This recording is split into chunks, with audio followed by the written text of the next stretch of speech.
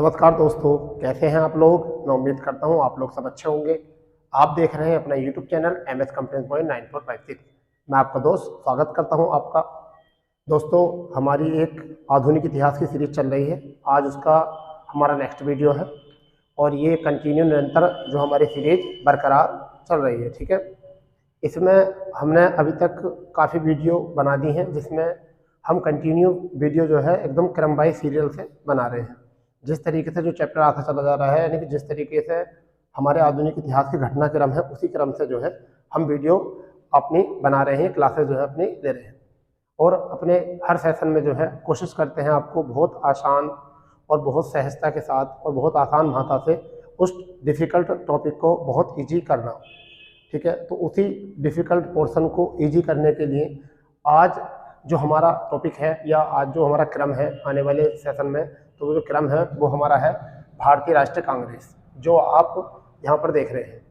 तो भारतीय राष्ट्रीय कांग्रेस से टॉपिक को शुरू करने से पहले हम इसकी कुछ विशेष बातें देखेंगे या कुछ विशेष अहम मुख्य बात देखेंगे कि ऐसी क्या परिस्थिति बनी कि हमें भारतीय राष्ट्रीय कांग्रेस है राष्ट्रीय कांग्रेस की स्थापना की स्थापना करनी पड़ी। तो देखिए क्या होता है कि भारत में उस समय पर जो है उदारवादी जो है एक समूह, उदारवादी समय चल रहा था। ठीक है, भारत में बहुत छोटे छोटे जो थे छोटे छोटे गुट बन रहे थे। ठीक है, बहुत छोटे गुट बन रहे थे, यानी कि 1857 क्रांति एक बहुत बड़ा आपका एक एक स्वतंत्रता संग्राम हुआ था। परंतु भारतीय लोगों की एकजुटता या संगठन के न होते हुए एकजुटता और संगठन न होते हुए हमें उसमें असफलता का सामना करना पड़ा। परंतु इसके उपरांत भारत के जो पढ़े लिखे शिक्षित वर्ग थे, उन लोगों ने यह एहसास दिलाया कि हम भारत को सफलता दिलाने के लिए किस तरीके से काम करें या किस तरीके से गुट करें, और जिसके चलते जो है बहुत सारे धार्मिक आंदोलन, बहुत सारे किसान आंदोलन और बहुत सारे जो है मजदूर संघ या जन आंदोलन भी देश में होने लगे थे, जिनके ऊपर हमने वीडियो जो है बना दी है। ठीक है, जिसके चलते क्या हुआ कि पृष्ठभूमि कहाँ से बनी। तो देखिए, एक व्यक्ति थे, हम बताते हैं पृष्ठभूमि कहाँ से बनी, उसी के ऊपर बात करेंगे पॉइंट टू पॉइंट बिल्कुल। यानी शुरू क्या था, तो एक व्यक्ति थे जिनका नाम है A.O. ह्यूम, यानी कि A.O. ह्यूम का हमने पूरा नाम यहाँ लिख रखा है, एलन ऑक्टेवियन ह्यूम। तो A.O. ह्यूम एक व्यक्ति थे जिनका जन्म 1829 में, जिनका जन्म जो था 1800, इनका जो जन्म हुआ था वो कब हुआ था, 1829 में इनका जन्म हुआ था लंदन में। 1829 में इनका जन्म हुआ था। ठीक है, लंदन में हुआ था। परंतु ये 1849, देखिए मैंने यहाँ की डेट लिखी है 1849 में इटावा में एक प्रशासनिक अधिकारी बनकर भारत में आए। क्या, एक प्रशासनिक अधिकारी बनकर भारत में आए। होता है क्या कि इन्होंने यहाँ पर इटावा में एक बहुत बड़ा एक व्यापारिक केंद्र या वहाँ पर बहुत स्कूल, बहुत सारे बच्चों को पढ़ाने के लिए वहाँ पर एक स्कूल, यानी कि इटावा क्षेत्र को जो है बहुत एक तरीके से डेवलप कर दिया, एक तरीके से औद्योगिकरण कर दिया। अंततः हुआ क्या, कंडीशन क्या हुई, इटावा के इतिहास में A.O. ह्यूम को एक और तथ्य के रूप से जाना जाता है। 1857 के विद्रोह जो हो रहा था, तो 17 जून 1857 को इटावा में जब आंदोलनकारियों ने इटावा में जब विद्रोह छेड़ा, तो A.O. ह्यूम ने अपनी जान बचाने के लिए वहाँ पर एक ग्रामीण महिला का वेश धारण किया और साड़ी पहनकर अपनी जान बचाई।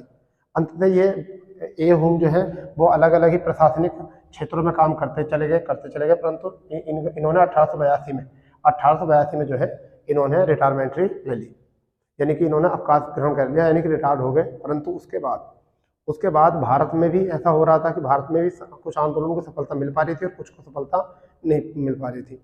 1857 के बाद में 1858 में ब्रिटिश क्राउन के हाथ में अधिकार चला जाता है और ईस्ट इंडिया कंपनी होती थी उसके हाथ से शासन का अधिकार जो है छीन लिया गया।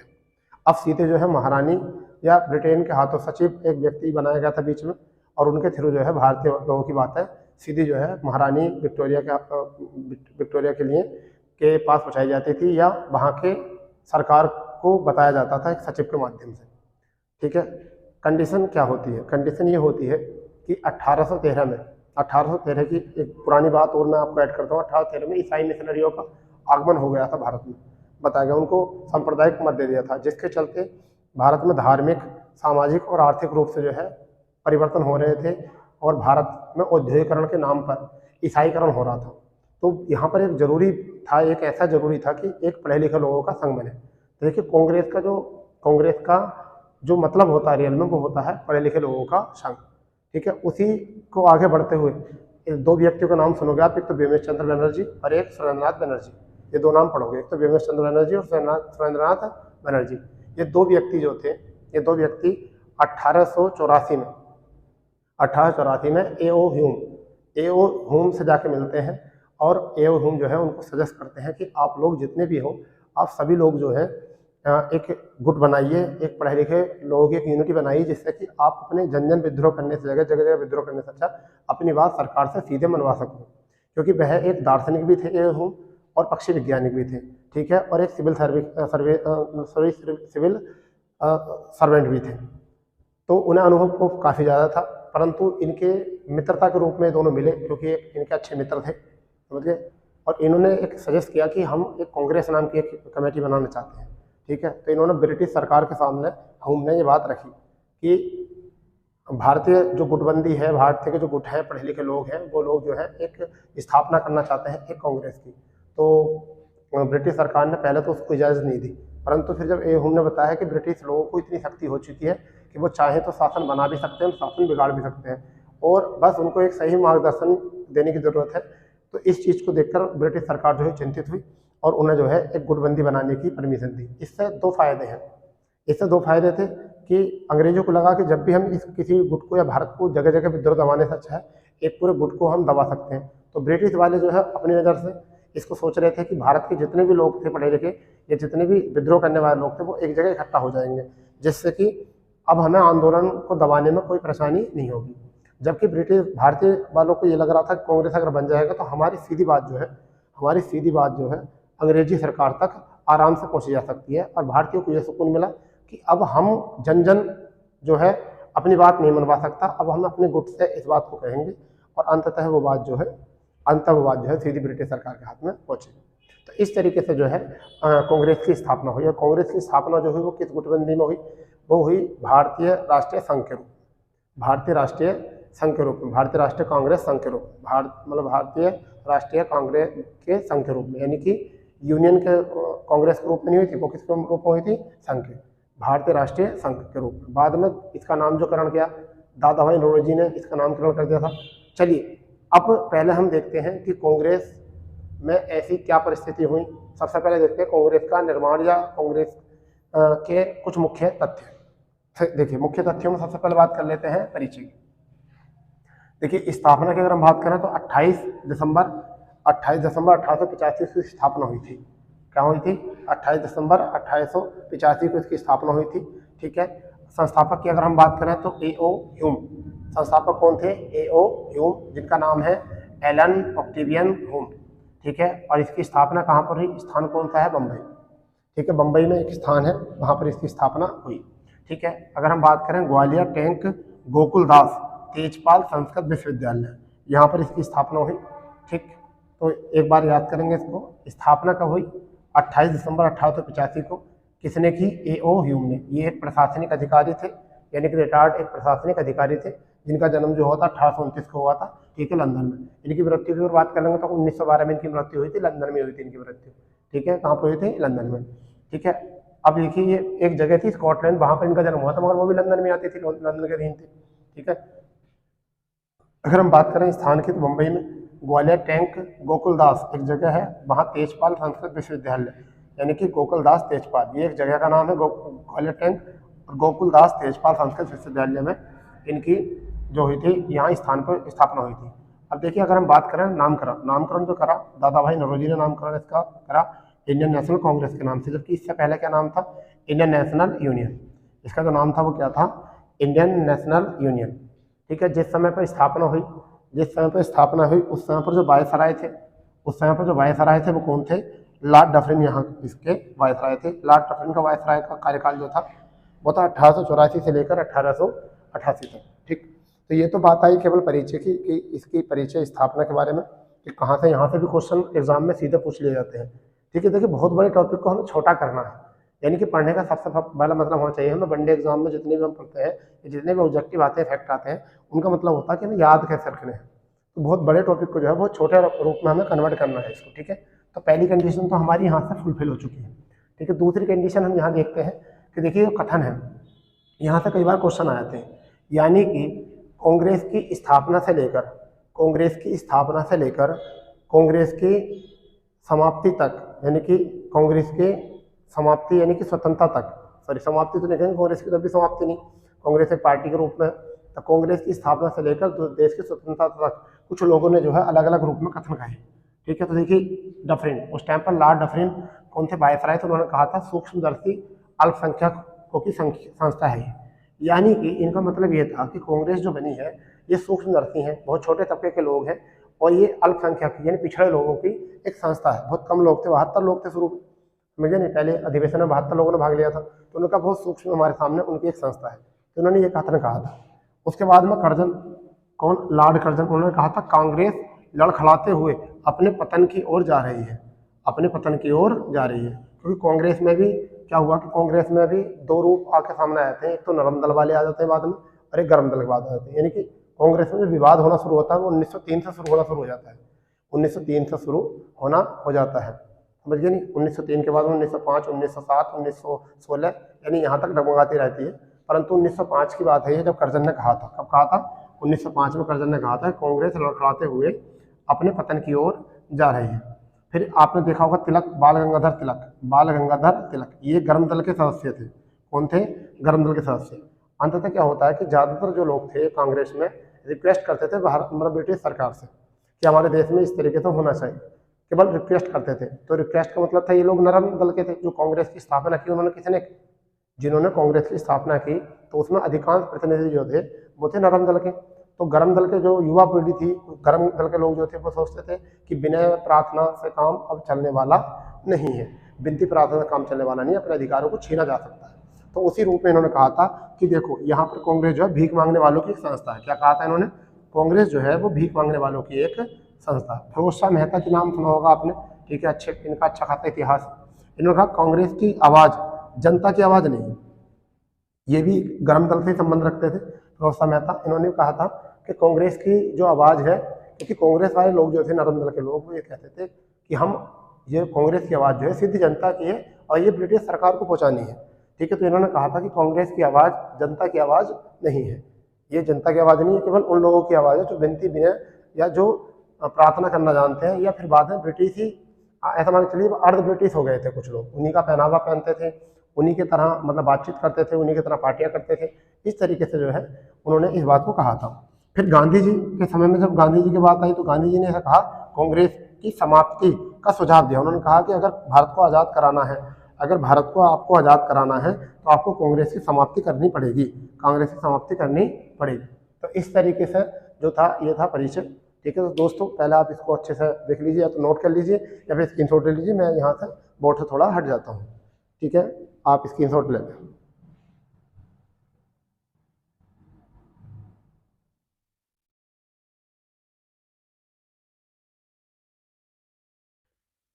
तो दोस्तों स्क्रीनशॉट हो गया होगा। अब देखिए इसकी बात क्या होती है कि इसके बाद जो है अगर हम बात करें कि ये तो थी कांग्रेस के परिचय और कथन के बारे में, अब जो हम बात करेंगे कांग्रेस के कुछ अधिवेशन, और वहाँ से बहुत सारे क्वेश्चन पूछे जाते हैं। अब लगभग अगर अधिवेशन की बात करें तो बहुत सारे अधिवेशन हुए थे कांग्रेस के, परंतु हमें सभी अधिवेशन नहीं पढ़ने, हमें सभी अधिवेशन नहीं पढ़ने हैं। यहाँ से हमें वो अधिवेशन पढ़ने हैं जहाँ से कि हमारे एग्जाम में सीधे क्वेश्चन पूछे जाए, हमारे एग्जाम में सीधे वहाँ से क्वेश्चन पूछा है, केवल हमें वही अधिवेशन पढ़ने हैं, ठीक है। चलिए देखते हैं, कोशिश करते हैं कि आप उन बातों को पूरी तरीके से समझ पाएंगे या नहीं समझ पाएंगे। तो सबसे पहला हम देखते हैं, देखिए तीन मतलब पहला अधिवेशन लिखते हैं 1885 में। अगर हम सबसे पहला लिखे थे 1885, सबसे पहला 1885 का देख लेंगे, ठीक है। अब देखिए हमारा जो रहेगा वो इस तरीके से रहेगा, अधिवेशन, ठीक है, अधिवेशन, फिर यहाँ पर रहेगा स्थान, फिर रहेगा अध्यक्ष। आप अपने पेपर में भी, आपकी कॉपी में भी इस तरीके से लिख सकते हैं। यहाँ पर विशेष, यहाँ पर जो है वो विशेष क्या है, समझ गए नहीं, इस तरीके से हमारी जो है बात रहने वाली है। तो सबसे पहले करते हैं 1885 का। 1885 अधिवेशन जो हुआ 1885, यानी कि वर्ष लिख सकते हैं, अधिवेशन या वर्ष, ठीक है, इसको लिख सकते हैं 1885। अब ये जो हुआ वो कहाँ पर हुआ, ये बम्बई में हुआ। कहाँ पर हुआ, बम्बई, ये बम्बई में हुआ, ठीक है। और इसके जो अध्यक्ष थे, बम्बई में हुआ, इसके जो अध्यक्ष थे वो थे WC बनर्जी। क्या लिख सकते हैं हम यहाँ पर, WC बनर्जी। ये अध्यक्ष कौन लिख सकते हैं, WC बनर्जी, WC बनर्जी, ठीक। अब इनकी विशेषता जो है वो क्या है, थोड़ा इस तरीके से एक टेबल में बना लेना आप लोग, क्योंकि ऐसा ना मैं चाहता तो इसको बोर्ड पे लिख कर आपको बता सकता था, परंतु मोबाइल फील नहीं आती ना, फिर बोर्ड पे समझाना रहता है, ऐसे देख कर फिर काम नहीं चलता यहाँ पर। तो यहाँ पर अगर बात करें सबसे पहले विशेषता की, पहले ये जो था पुणे में होने वाला था। कहाँ पर होने वाला था, पुणे में होने वाला था, परंतु प्लेग, एक प्लेग बीमारी के कारण, बीमारी के कारण ये कहाँ पर हुआ, बीमारी के कारण जो है कहाँ पर हो गया, ये बीमारी के कारण जो हुआ ये बम्बई में हो गया। कहाँ पर हो गया, बम्बई में। कहाँ पर हुआ ये, बम्बई में हुआ भैया। कहाँ पर हुआ, बम्बई, जिसे हम क्या कहते हैं, मुंबई कहते हैं, वर्तमान में क्या कहते हैं, मुंबई। इसकी अध्यक्ष जो तो की थी WC बनर्जी ने की थी, समझिए। परंतु यहाँ पर दादा भाई नौरोजी ने एक सुझाव दिया इस अधिवेशन को, यानी कि दादा भाई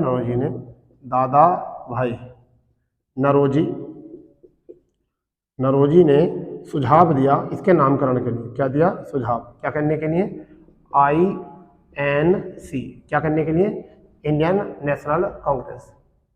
तो पहली बात इसकी यहाँ से याद कर सकते हैं। और एक और बात याद रख सकते हैं यहाँ से, इसमें प्रतिनिधि थे, इसमें जो प्रतिनिधि जो थे वो कितना लिया था, 72 प्रतिनिधियों ने इसमें भाग लिया था। तो पहला कांग्रेस हो गया हमारा यहाँ से। दूसरा हमारा 86 लिख सकते हैं, दूसरा कब लिखेंगे, 1886 में, ठीक है, 1886 में हुआ था, ठीक है। और कहाँ पर हुआ था भैया, कलकत्ता में हुआ था। कहाँ पर हुआ था, कलकत्ता में, कलकत्ता में हुआ था। और कौन बने थे, दादा भाई नौरोजी इसके अध्यक्ष बने। कौन बने, दादा भाई नौरोजी, ठीक।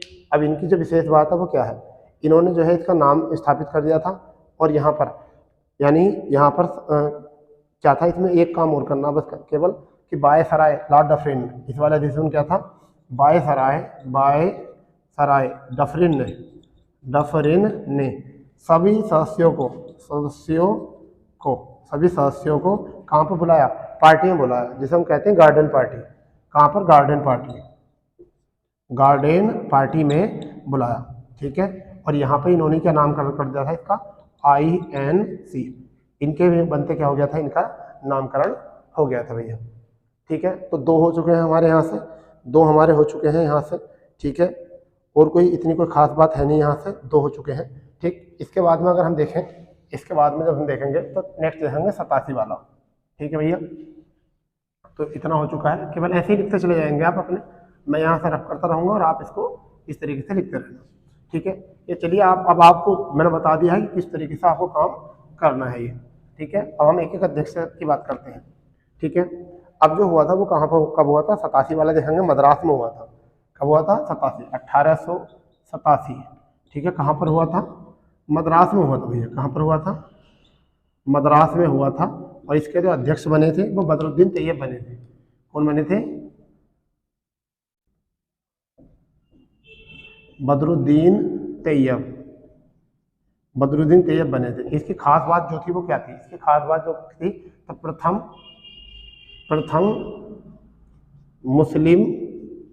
मुस्लिम अध्यक्ष, प्रथम मुस्लिम अध्यक्ष। तो क्वेश्चन आता है कि कौन से अधिवेशन में, तो मद्रास अधिवेशन में, ठीक है। कौन से अधिवेशन में, मद्रास अधिवेशन में जो है वो क्या हुआ था कि पहले कांग्रेस के मुस्लिम अध्यक्ष बने थे, ठीक है। इसके बाद में जो याद रखना है वो रखना है आपको 88 वाला।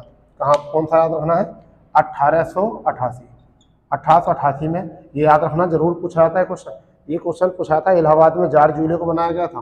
कहाँ पर, इलाहाबाद में अध्यक्ष बनाया गया था जॉर्ज यूले को यहाँ पर अध्यक्ष बनाया गया था, ठीक है जी। जॉर्ज यूले को जो था बनाया गया था अध्यक्ष, ठीक है। इनकी क्या बात है कि पहले यूरोपीय निर्वाचित अध्यक्ष थे, ठीक है।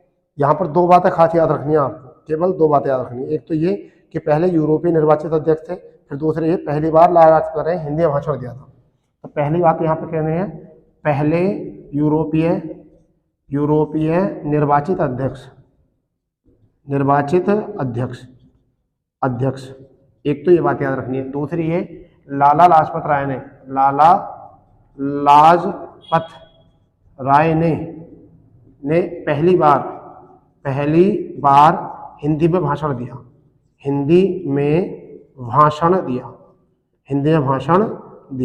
एक ये बात याद रखनी है आपको, ठीक है। आपको एक बात याद रखनी है 88 वाले से, ठीक है। इसके बाद जो आप याद रखेंगे वो रखेंगे। इसके बाद जो याद रखना है आपको यहाँ से, और कोई ज़्यादा याद रखना नहीं है। इसके बाद जो इम्पोर्टेंट बन जाता है, यानी कि 3 तो हो चुके हैं हमारे, अब यहाँ से एक याद बन जाता है 90 वाला। क्या बन जाता है? 90 वाला। 1890 कौन सा? 1890 का अधिवेशन हुआ कहाँ पे था? ये कलकत्ता में हुआ था। फिरोज शाह मेहता के अध्यक्ष थे। कलकत्ता में हुआ था। फिरोज शाह मेहता अध्यक्ष थे। और यहाँ पर सबसे इम्पोर्टेंट बात जो है वो, बहुत इम्पोर्टेंट जो है वो क्या है, यहाँ पहली महिला स्नातक कादम्बरी गांगुली,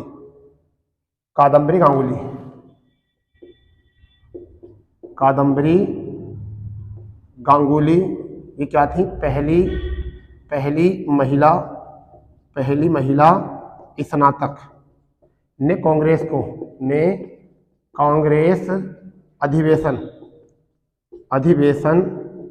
अधिवेशन को क्या करा था जी? का अधिवेशन को संबोधित किया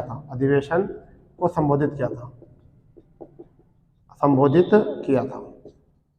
ठीक, ये बात होगी आपके यहाँ से। तो देखिए 87 86 वाला तो हो ही चुका है, ठीक है। 85 वाला 86 वाला हो चुका है। 87 वाला देख लीजिए, मद्रास में हुआ था, ठीक है। बदरुद्दीन तैयब ने यहाँ अध्यक्षता की थी। और यहाँ से एक ही क्वेश्चन याद रखना आपको, प्रथम मुस्लिम अध्यक्ष जो थे वो कौन थे कांग्रेस के? बदरुद्दीन तैयब। फिर 88 वाला याद रखना है, इलाहाबाद में हुआ था और जॉर्ज यूले ने स्थापना की थी। सॉरी, अध्यक्ष बने थे। अध्यक्ष कौन बने थे? जॉर्ज यूले, ठीक। पहले यूरोपीय निर्वाचित अध्यक्ष थे। और लाला लाजपत राय ने जो है पहली बार हिंदी में यहाँ पर क्या करा था? भाषण दिया था। इसके बाद 90 वाला याद रखना है, कलकत्ता में हुआ था। फिरोज शाह मेहता यहाँ के अध्यक्ष बने थे। और गांगुली यानी कादम्बरी गांगुली पहली स्नातक महिला है। क्वेश्चन याद रखना, कांग्रेस अधिवेशन का क्या करा था? संबोधित किया था। मैं उम्मीद करता हूँ आपको आप नोट कर लिया, कर लीजिए जल्दी नोट कर लीजिए, ठीक है। बहुत इंपॉर्टेंट है भैया, ठीक है, बहुत इंपॉर्टेंट है। अब जो हम लिखने वाले हैं यहाँ पर 90 के बाद डायरेक्ट 96 वाला, क्योंकि खास की हम बात करने वाले हैं, खास की बात करने वाले हैं। तो अब जो हमारा लिखने वाला है वो 1896 कहाँ पर हुआ था? कलकत्ता में ये हुआ था, ठीक है। अब कलकत्ता में हुआ था 96 वाला। मैं इसको पहला रफ कर देता हूँ सारे को, जिससे कि आपका ध्यान इन पर औरों पर नहीं जाए, ठीक है। अब 96 में हुआ था कहाँ पर? कलकत्ता। आपको कुछ बातें याद आ रही होंगी, जैसे कलकत्ता का जिक्र आया, कुछ बातें याद रही होंगी, क्योंकि रहमतुल्लाह सियानी ने इसकी अध्यक्षता की थी। किसने की थी अध्यक्षता? अगर हम बात करें अध्यक्षता किसने की थी? अध्यक्ष कौन थे?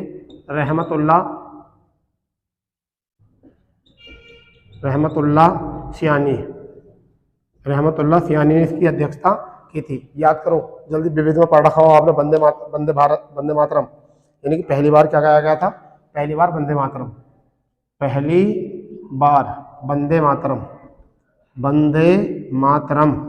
ठीक है, गाया गया था इसमें, ठीक है। इंपॉर्टेंट हो गई बात ये बहुत। तो इतने में से यहाँ से एक याद रखना, केवल एक याद बात रखनी है। क्वेश्चन पूछा था पहली बार वंदे मातरम कौन से अधिवेशन में गाया गया? ये तो बहुत आता है, कोलकाता अधिवेशन में गाया गया भैया। कहाँ पर गाया गया? कलकत्ता में, ठीक है। उसके बाद में हमें याद रखना है 1905 वाला, 1905, ठीक है। 1905 वाला याद रखना है, ठीक है, क्योंकि कहाँ पर हुआ था? बनारस में हुआ था।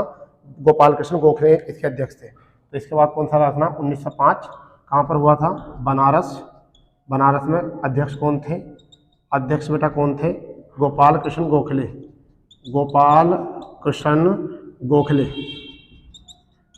अब यहाँ पर बात आती है बंग भंग की आलोचना की गई थी। यहाँ पर क्या बात आई थी? बंग भंग की आलोचना, क्योंकि बंगाल का विभाजन हुआ था। याद रखो 1995 बंगाल का विभाजन बहुत इंपॉर्टेंट है, ठीक है। और स्वदेशी व बहिष्कार का समर्थन किया गया था इसमें। किसका? स्वदेशी व बहिष्कार का समर्थन किया गया था। समझिए इस बात को। 1905 में बंगाल का विभाजन किया गया था, यानी कि ये बंगाल प्रांत मान के चलिए, यहाँ पर छोटा सा मैप बना लेते हैं, यहाँ पर बंगाल प्रांत था तो इसे इस ग्रुप में बांट दिया गया था। ठीक है, ये तो हो गया था पूर्वी बंगाल, ये हो गया था पूर्वी बंगाल। ठीक है, और यह हो गया था आपका पश्चिमी बंगाल। ठीक, पश्चिमी बंगाल। यहाँ पर जो थे वो हिंदू बहुल थे। कौन से बहुल थे? हिंदू बहुल, यानी कि हिंदू लोग ज़्यादा रहते थे, बहुल। और ये जो थे वो कैसा था? मुस्लिम मुस्लिम बहुल क्षेत्र था। ठीक है, तो ब्रिटिश लोगों ने ये सोच के इसका बंटवारा किया था कि जब इनके घर में बंटवारा हो जाएगा तो पहले तो इन लोगों को अपना ही झगड़ा निपटाने में जो है दिक्कत आ जाएगी।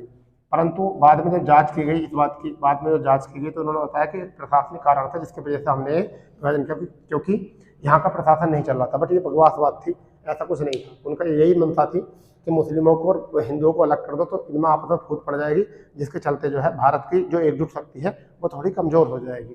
ठीक है, और ब्रिटिश सरकार को परेशान करने में परेशानियाँ थोड़ी कम पड़ेंगी।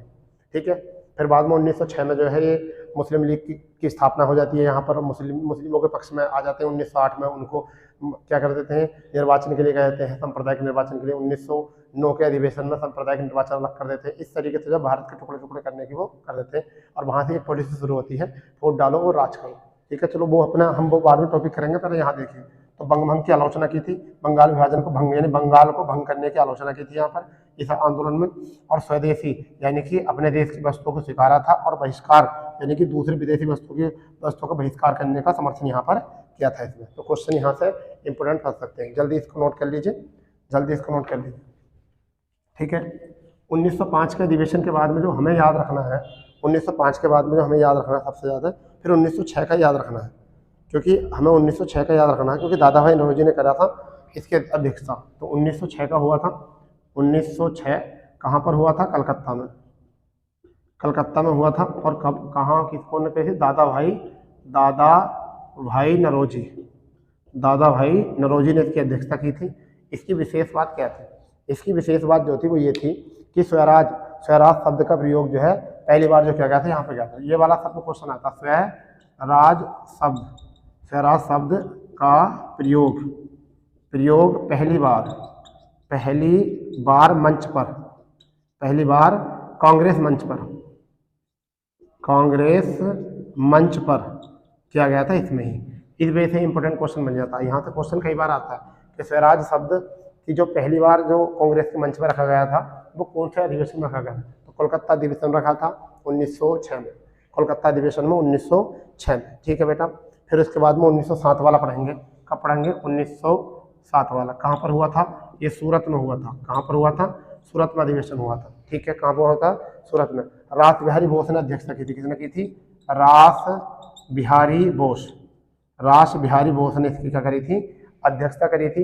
ये क्यों इंपॉर्टेंट हो जाता है? क्योंकि यहाँ पर कांग्रेस का प्रथम विभाजन किया गया था। यानी क्यों इंपॉर्टेंट है यहाँ? कांग्रेस का प्रथम विभाजन, यानी कि जब से कांग्रेस बना था उसका पहली बार विभाजन हुआ था। किस में? नरम दल व गरम दल में। ठीक है, क्या थे ये नरम दल, क्या थे गरम दल? ठीक है, इसके बारे में बताते हैं। देखिए, कांग्रेस में जो थे ना, पहले विनती प्रार्थना विनय करने वाले लोग थे।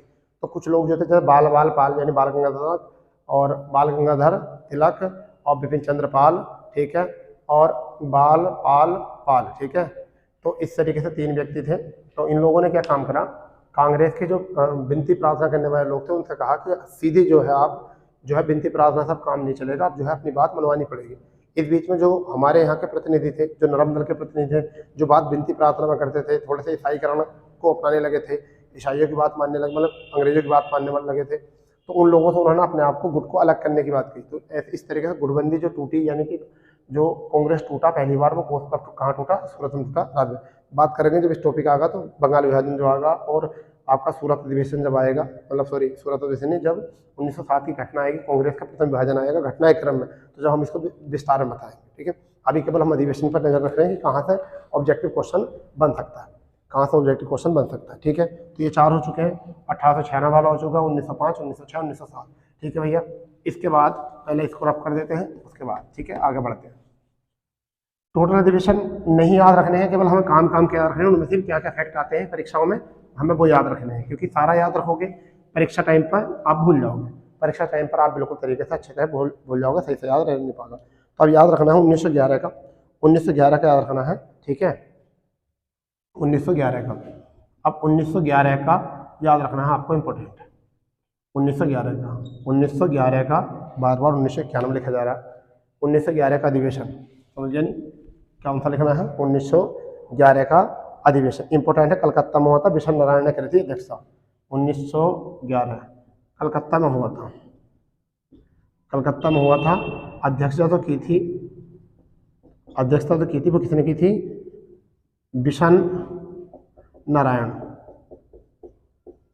विश्व नारायण ने की थी, ठीक है। 1911 में आपको याद आ गया होगा, जैसे मैंने 1911 लिखा होगा डेट, तो याद आ गया होगा क्या, पहली बार जनगण मन, यानी क्या, पहली बार जनगण मन गाया गया।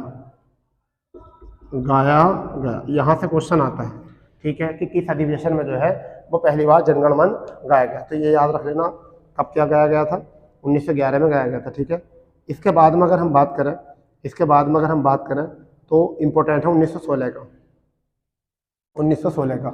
इसके बाद जो इम्पोर्टेंट है वो कौन सा है, 1916 का इम्पोर्टेंट है। ये कहाँ हुआ था, लखनऊ में हुआ था, ये हुआ था लखनऊ में। अध्यक्षता जो की थी वो किसने की थी, वो थे मजूमदार, कौन थे, मजूमदार, अंबिका चरण मजूमदार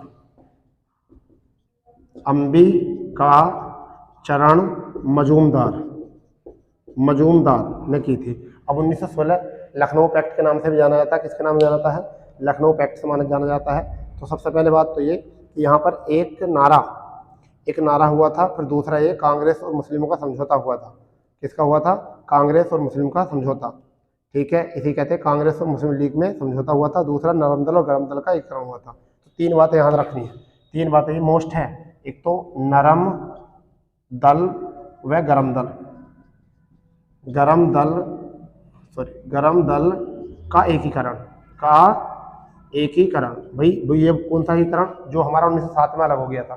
फिर 1906 में जो लीग बन गई थी, तो कांग्रेस व मुस्लिम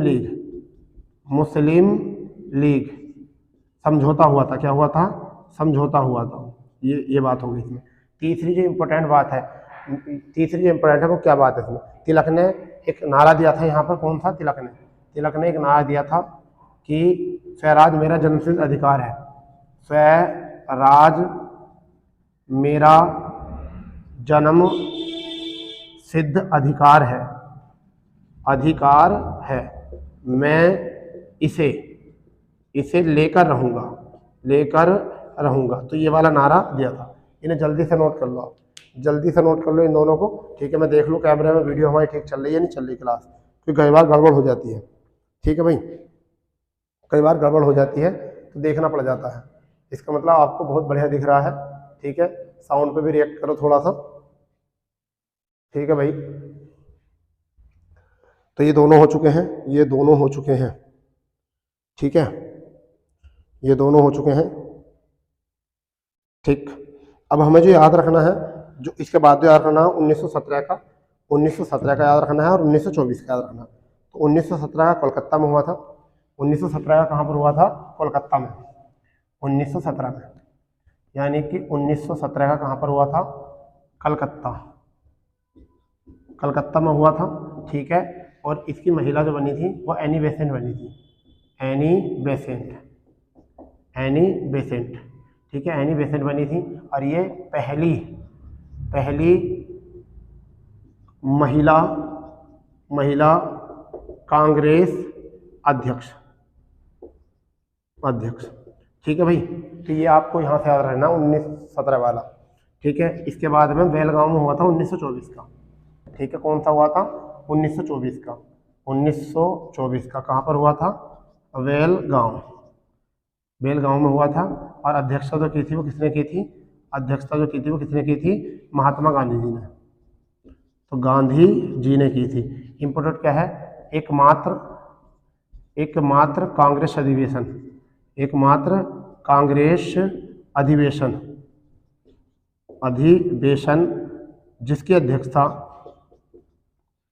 जिसकी अध्यक्षता, जिसकी अध्यक्षता गांधी जी ने की, गांधी जी ने की, गांधी जी ने की।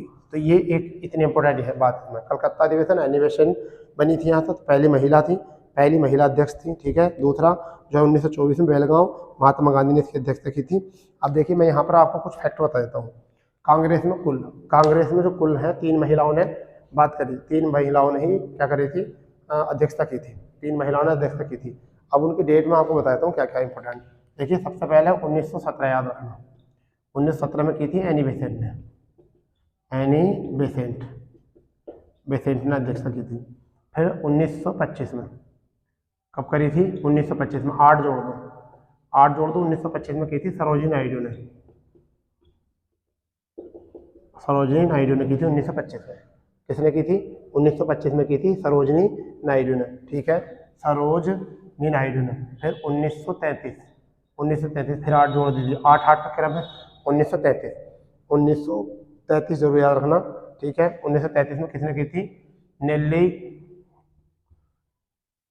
किसने की थी, नेल्ली सेन गुप्ता ने, नेल्ली सेन गुप्ता ने। तो ये 3 महिलाओं ने अध्यक्षता की थी कांग्रेस में। तो ये क्वेश्चन भी कई बार परीक्षा में पूछा जाता है कि कांग्रेस में क्वेश्चन पूछा जाता है कई बार कि कांग्रेस में कुल कितनी महिलाओं ने अध्यक्षता की। तो देखिए मैं इसको बता देता हूँ कि पहली महिला अध्यक्ष बनी वो बनी एनी बेसेंट 1917 में। दूसरी जो बनी सरोजिनी नायडू, ये भारत की पहली भारतीय महिला थी। फिर जो बनी नेल्ली सेन गुप्ता बनी। तो इसके बाद हाँ यहाँ तक याद रख लेना 24, ठीक है भैया।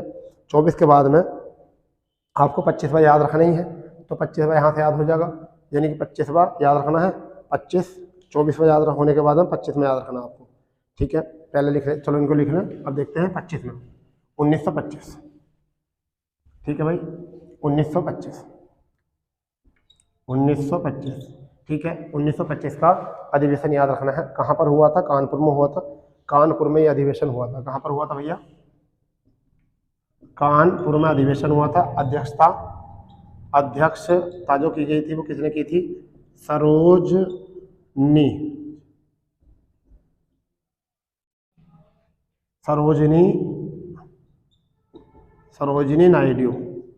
नायडू ने की थी। और ये पहली भारतीय महिला अध्यक्ष थी, पहली भारतीय महिला अध्यक्ष थी कांग्रेस में, पहली भारतीय महिला अध्यक्ष थी, ठीक है। इसके बाद में 27 मद्रास में हुआ था। कहाँ पर, 27 मद्रास में M.A. मुंशी ने किया था, यानी 1927 का याद रखना। कब याद रखना है, 1927 का। कहाँ पर, मद्रास। कौन किसने अध्यक्षता की थी, अध्यक्षता किसने की थी, M.A. मुंशी ने की थी। इसकी क्या खास बात है, 27 की। इसकी जो खास बात है वो यह है कि पूर्ण स्वाधीनता की मांग की गई थी। यहाँ पर पूर्ण स्वाधीनता की मांग की गई थी। किसकी मांग की गई थी, पूर्ण स्वाधीनता की मांग की गई थी। फिर यहाँ पर साइमन कमीशन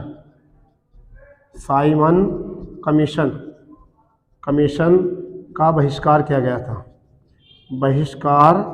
था। ये क्वेश्चन कई बार आता है परीक्षा में कि साइमन कमीशन का बहिष्कार कब किया गया।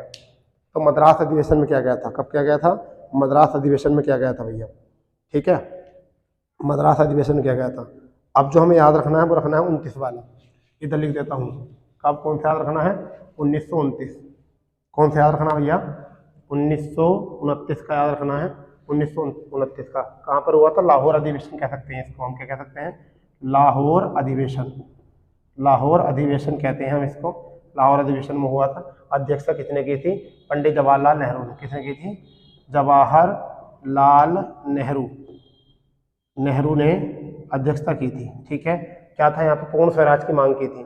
किसकी मांग की थी, यहाँ पर इंपॉर्टेंट है, पूर्ण स्वराज की मांग, ठीक है, पूर्ण स्वराज की मांग। सबसे अच्छी बात यह है कि आपसे याद नहीं होती जल्दी से। क्यों याद नहीं होते, क्योंकि आप बहुत ज़्यादा याद करते हो, फैक्ट याद नहीं करते। अब जो हम याद रखना वो कौन सा रखना है, 1931 का याद रखना। कहाँ पर हुआ था 1931, कराची। इसमें वल्लभ भाई पटेल ने करा था। कहाँ पर, कराची, ठीक है। किसने करा था, वल्लभ भाई पटेल ने करी थी अध्यक्षता इसकी 1931 की। और इम्पोर्टेंट क्या है, मूल अधिकारों की प्रस्ताव रखा था यहाँ पर, मूल अधिकारों का प्रस्ताव, किसका, मूल अधिकारों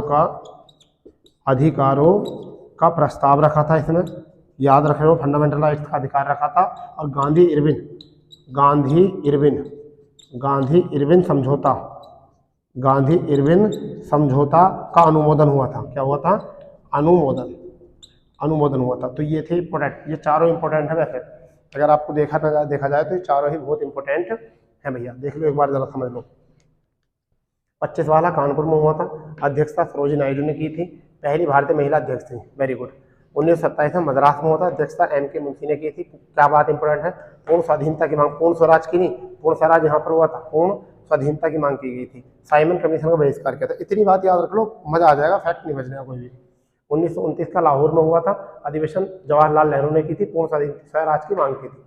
1931 में कराची में हुआ था, वल्लभ भाई पटेल ने किया था, मूल अधिकारों का प्रस्ताव रखा था और गांधी इरविन समझौते का अनुमोदन किया गया था। तो इतना याद रख लो यहाँ से 31, ठीक है। इसके बाद में चलो पहले रख करते हैं इसको, ठीक है भाई, ठीक। अब हम 31 के बाद, अगर हम सीधे 31 के बाद जो है, अब जो आ जाएंगे 36 में आएंगे, 36 में आएंगे, यानी लखनऊ में हुआ था, जवाहरलाल नेहरू ने किया था, यानी कहाँ पर, 1936 में कहाँ पर हुआ था, लखनऊ में हुआ था। अध्यक्षता किसने की थी, जवाहरलाल नेहरू ने की थी अध्यक्षता, ठीक है। देखिए लखनऊ में को भी बात याद रखना है, क्योंकि लखनऊ से क्वेश्चन आ जाते हैं कई बार, ठीक है। तो इन्होंने जो है, नेहरू ने समाजवाद को भारत की समस्याओं को हल करने की कुंजी बताया था, यानी कि शब्द आया था समाजवाद को क्या बताया था, भारत की समस्याओं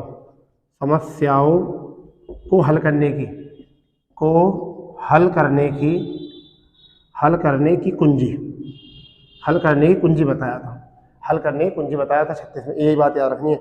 इसके बाद में 37 में फैजपुर में हुआ था, समझ गया नहीं, फैजपुर में हुआ था, 36-37 वाला है। तो 1936 और 37 कहाँ पर हुआ था, फैजपुर हुआ था, ठीक। कहाँ पर हुआ था, फैजपुर। ये क्वेश्चन इंपॉर्टेंट है, 1936 फैजपुर। यहाँ पर अध्यक्षता की थी जवाहरलाल नेहरू की थी, किसने की थी, जवाहरलाल नेहरू। प्रथम इंपॉर्टेंट है, प्रथम गांव में होने वाला अधिवेशन क्वेश्चन आता है ये, प्रथम गांव में होने वाला जो है अधिवेशन था, प्रथम अधिवेशन गांव में हुआ, ठीक है। इसके बाद में अब जो है इंपॉर्टेंट है, सारे ज़्यादा इंपॉर्टेंट है। अब ये हुआ था 38 वाला, याद रखना है, 1938 ज़्यादा याद रखना है। कहाँ पर हुआ था ये हुआ था हरिपुरा में। कहाँ पर हुआ था, हरिपुरा, ठीक है। अध्यक्षता किसने की थी, सुभाष चंद्र बोस ने की थी हरिपुरा में। इम्पोर्टेंट क्यों है, सबसे पहली बात तो यह है कि इम्पोर्टेंट क्यों है। तो यहाँ पर क्या था, सबसे ज़्यादा बात इम्पोर्टेंट क्या है कि यहाँ पर हिंदी भाषा के लिए रोमन लिपि लागू करने की वकालत की थी, यानी कि सुभाष चंद्र बोस ने हिंदी भाषा के लिए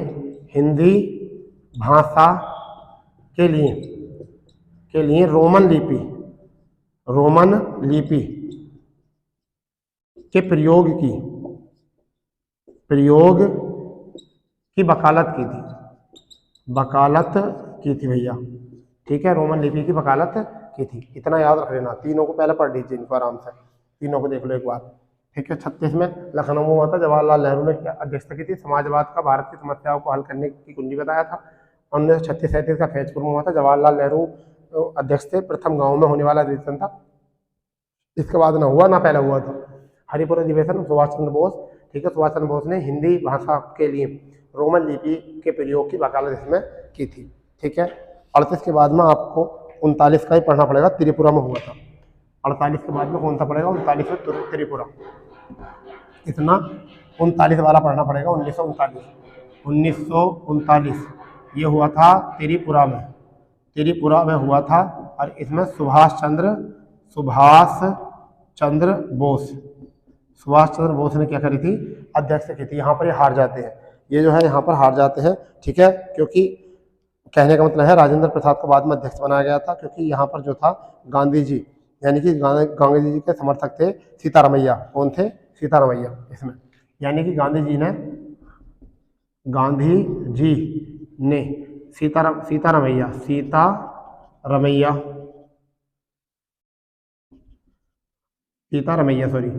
सीतारामैया लिख रहे थे, र मैं ए ये रमैया का समर्थन किया था, समर्थन किया था। ठीक है, इसमें क्या होता है, इनको हार मिल जाती है। सीतारामैया क्या होते हैं? सीतारामैया की हार व्यक्तिगत, गांधी जी कहते हैं, गांधी जी बताते हैं कि मेरी ये व्यक्तिगत हार थी। समझ लो इसको, ऐसे समझ लो। 1939 में त्रिपुरा में हुआ था, सुभाष चंद्र बोस इसके अध्यक्ष बने थे, मतलब जीत गए थे, और गांधी जी ने सीतारामैया को क्या करा था? समर्थन किया था। सीतारामैया हार गए थे, तो क्या होता है कि सीतारामैया की हार को गांधी जी अपनी व्यक्तिगत हार बताते हैं। जिस चीज़ से दुखी होकर थोड़े सुभाष चंद्र बोस जो कहते हैं गांधी जी हमारे मार्गदर्शक है, अगर उनकी व्यक्तिगत हार होती है तो मैं उस अधिवेशन में अध्यक्षता नहीं करूंगा, मैं नहीं अध्यक्ष बनूंगा, तो वो भी त्याग पत्र दे देते हैं। उसी समय पर क्या कर देते हैं?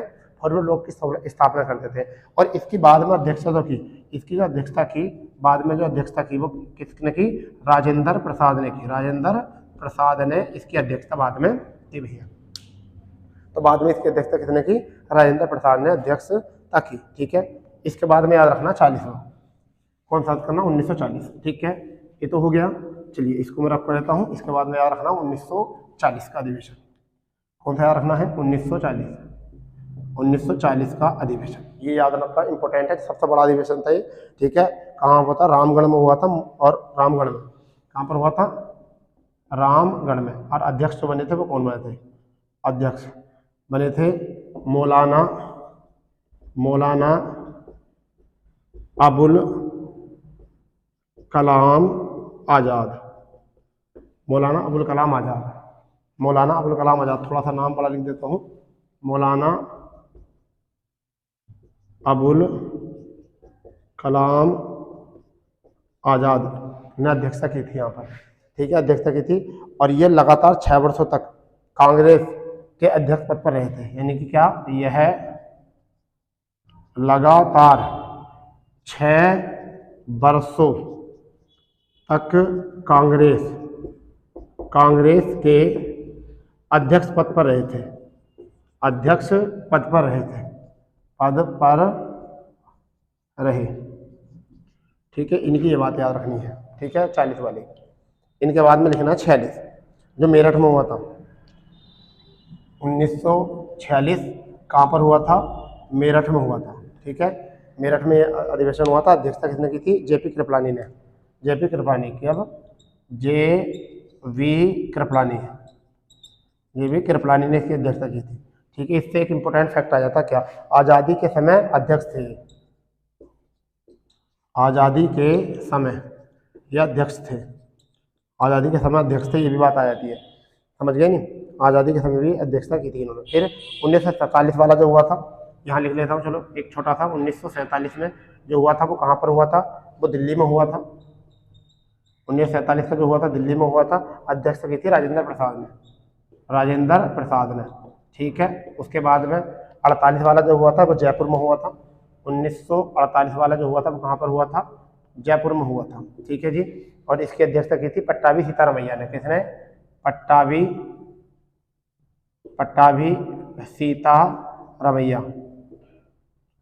सीतारामैया ने, इन्होंने की थी। ठीक है, तो दोस्तों यहाँ देख लीजिए, पहले 1940 का तो कहाँ हुआ था? रामगढ़ में हुआ था। अध्यक्षता मौलाना अबुल कलाम आज़ाद ने की थी। यह लगातार 6 वर्ष तक कांग्रेस के अध्यक्ष रहे थे, पद पर रहे थे। 1946 का मेरठ में हुआ था। जेपी कृपलानी आज़ादी के समय अध्यक्ष थे। 47 में दिल्ली में राजेंद्र प्रसाद ने करा था, आज़ादी के बाद। 47 में आज़ादी के बाद हुआ था। 1948 में जयपुर में हुआ था, पट्टाभी सीतारामैया ने करा था, आज़ादी के बाद ये। ठीक है, तो दोस्तों इस तरीके से हमने जो आपका शॉर्ट डाटा तैयार करा कांग्रेस से रिलेटेड, कि कांग्रेस कैसे आया, कांग्रेस की अध्यक्षता कैसे करी, एवं कौन थे, कैसे अध्यक्ष बने, किस तरीके से उन्होंने मतलब कांग्रेस की स्थापना में योगदान निभाया, और किस तरीके से भारत में कांग्रेस की स्थापना हुई, और समय समय पर अधिवेशन जो होते थे, बुलावा जो होते थे, बैठकें जो होती थी, उनमें क्या क्या काम हुए। इस तरीके से जो है हमने ऑब्जेक्टिव कवर कर लिए हैं। अगर आपने इतना भी कवर कर लिया तो मैं उम्मीद करता हूँ कांग्रेस से कोई भी क्वेश्चन आपका बचने वाला नहीं है। ठीक है, इसी तरीके की वीडियो के पाने के लिए आप हमारे चैनल से जुड़े रहिए, और चैनल को जो भाई पहली बार नए हमारे चैनल को देख रहे हैं वो चैनल को सब्सक्राइब करिए, अपने दोस्तों में ज़्यादा से ज़्यादा शेयर करिए और ज़्यादा से ज़्यादा हमारे इस काम को जो है आगे बढ़ाइए, क्योंकि क्या है कि हम आपके लिए बहुत ज़्यादा संघर्ष कर रहे हैं। हम भी चाहते हैं कि आपको लगातार वीडियो मिले, एकदम कंटिन्यू क्लास मिले, वो भी फ्री में, क्योंकि ज़्यादातर ऐसा होता है कि कोई भी आपको पूरा कोर्स प्रोवाइड नहीं करा पाता। तो हम कोशिश कर रहे हैं कि आपको पूरा कोर्स जो है प्रोवाइड कराया जाए। प्ले लिस्ट बना दी गई है, इससे पहले 15 वीडियो बना दी है हमने इस पर आधुनिक इतिहास में। ये हमारी 16वीं क्लास है, ठीक है। ऐसे ही 10-15 क्लासें और 15-20 क्लासें और आएंगी, हमारी 35 से 40 क्लासें जो है टोटल हमारी आधुनिक इतिहास में हो जाएंगी, ठीक है। तो इसी तरीके से पूरा कोर्स तैयार करने के लिए जुड़े रहिए हमारे चैनल से। जय हिंद, जय भारत। अगले सेशन के साथ कल मिलते हैं।